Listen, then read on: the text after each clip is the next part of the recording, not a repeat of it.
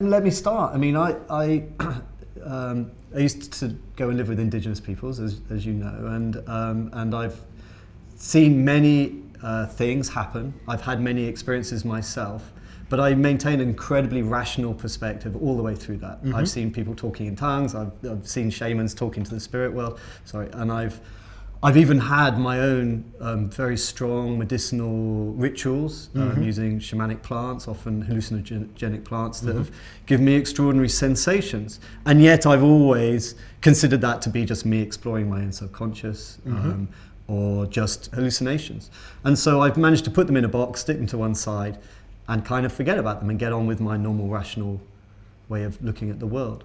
But something happened to me, a group of people who I'm going to visit very soon in Colombia, called the Kogi people, asked of me to perhaps start looking at the world in a very different way, to allow a possibility in that the world was a very different place and that there was a stronger connection between us, and that we are also sort of able to co-create and interplay with each other in a more mental realm. Right. And at first, of course, I just thought, no, that makes no sense. It doesn't fit in with my worldview. It doesn't fit in with any of how I see the world.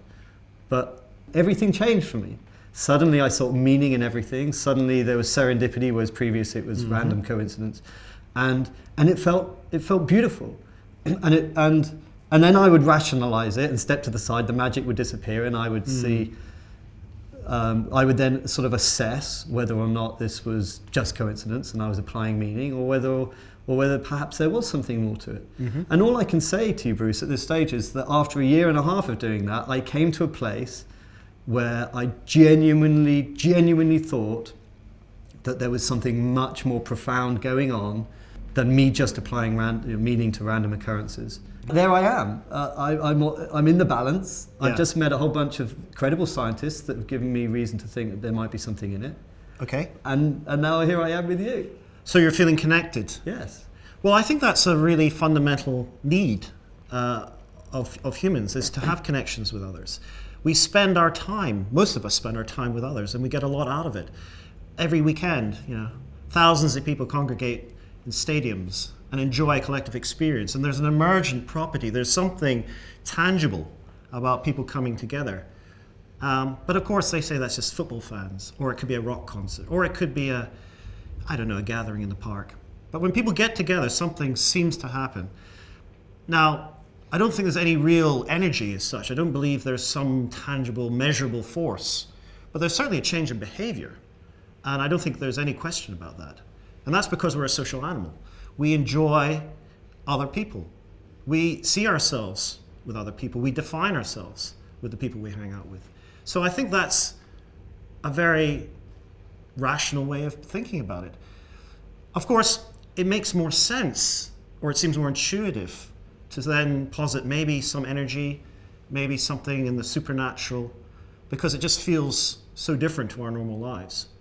But I don't think we need to actually do that. I mean, I think we can accept that it's just part of our nature to hang out in groups and have that emotional experience that's brought by the masses. When I started exploring these things, it felt deeper. It wasn't just, hey, guess what? It makes perfect sense that I'm happy that I got a friend. Maybe I'll have an endorphin release because of this or this, and having friends is good for me. It felt much stronger. It felt like actually that my thoughts were bringing about something. That it was the way I was perceiving reality was also shifting in response to how I was wanting reality to be. Well, your emotions are always working with your thought processes all the time. You just know that when you're happy, you think in a different way than when you're sad. When you're sad, you become preoccupied, very negative in your thinking. So, you can have an uplifting experience simply by emotions. You don't need to advocate any additional force or energy or any supernatural thing. I mean, I would say, well, if you really believe there's something in addition, I mean, what would we be measuring? What would be the evidence? What would be, I suppose, the credible kind of thing that we could measure with a ruler or measure as scientifically? I'm not sure there is anything we can. But I'd certainly accept that, emotions are powerful, very powerful motivator, and our thought processes are definitely shaped by emotions. I mean, just simply knowing something is true, you've got to have a sense of feeling it's correct. You can think. We're not computers, which are devoid of feelings. We are thinking, feeling machines in many ways, and so we need that feeling often to kind of guide our reasoning. And so I think what I would argue is that you definitely have probably seen experienced something which has changed your worldview. You're thinking about things differently, but you don't need to advocate anything in addition, is what I'm suggesting. I don't need to, but when I do, it Yeah. feels even better. It's like an accumulative thing. Yeah. And also, I guess that because I still have a rational mind, and I still don't want to. I mean, it's tempting, I have to admit, to kind of even let go of that sometimes and wallow in this joy, because it's such a beautiful feeling when I am fully let go into what feels like. Sometimes I just feel like I'm on a magic carpet holding on for dear life, and all of these gifts are coming to me, and the gratitude that I get from that, and the joy that I have from every single thing in my life meaning something. Well, you said a couple of things. I mean, letting go, I think, is a very revealing phrase. Yes. Because I think a lot of us as individuals are overly concerned about presenting ourselves as rational creatures. We value ourselves in terms of what other people think about us. We're preoccupied by what other people think about us. And to some extent, a lot of our behavior, the way we live our lives, is in reflection of what others think about us. And that preoccupation can be very distorting. So when you say you're letting go, in many ways you're losing that kind of anxiety, which makes you feel great. And so again, that makes perfect sense to me. As to quantum, well, we are energy, and all matter is energy in waveforms. And so at some level, the system of the universe, these things are not entirely impossible, but I have no framework on which to understand them as a scientist. That's it's simply the case that we just don't have a mindset. Well, certainly I don't have that mindset which allows me to think about the interconnectivity of everything in that way. But ultimately, quantum tells us that everything is interconnected. Entangled, yeah. Yeah. Doesn't it also excite you that the possibility of these interconnections might actually mean something for us all as a species? Yeah, well, I'm quite an excitable guy anyway. I mean, I think that the notion of the fantastic is exciting. But I also get excited by truth. I get excited when I can understand something which is perplexing. I love the reveal. That's why I find science such a satisfying experience, that we're discovering things that no one else has found before, and we have a way of thinking about it, and it makes predictions, and I love that framework. But I do understand that all science is an approximation of the true reality of the universe. We're always trying to pick away at the true reality, and that's always going to be an ongoing process, and I doubt we'll ever get there. But that process, that journey, to me is exciting. So yeah, I love the fantastic. I love the possibility of these things. But for me, a greater joy is actually the discovery. Discovery to me is what gives me the excitement, gets me out of bed in the morning.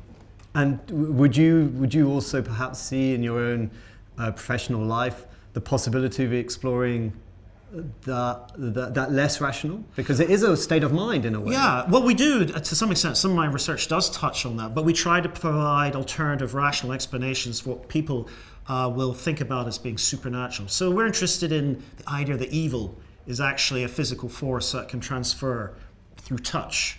We're doing research at the moment showing that people will wash their hands if they think they've come into contact with something which was evil. So that is an irrational behavior, but on another level, it's quite rational, because you don't know why someone's evil. Maybe there is some toxin, maybe there was something. So in our kind of thinking, which evolved, we've actually got these ways of thinking and behavior which could be adaptive. So it doesn't make it irrational. It's just not rational in terms of the science behind it. Science does revise ideas, and sometimes things which were thought to be true turn out not to be true. But that doesn't mean that we should abandon the process, because it's self-correcting. If it's good science, it should be self-correcting. And of course, all the technologies that we enjoy today, everything around us, is a product of science. So it's not wishful thinking. But that doesn't mean that we should just dismiss everything that doesn't have a scientific basis, because I think a lot about humans is this other aspect of our identity, which is to have beliefs. And so whilst beliefs themselves are not scientific, it's perfectly understandable that you should have this way of being together. What binds us together are beliefs. We don't want to have evidence that holds us together. We want to be able to trust each other on an assumption that there's a shared belief system. And that's why we have belief systems. They are the glue which pull us together. Because if I was to show you the evidence, Bruce, then I know that you wouldn't necessarily be trusting me. I'd be showing you objective evidence. But if we have a shared belief system, then I can trust you because you're doing it or behaving in a way when you're just putting your faith in me. So belief systems are really important for holding together, societies.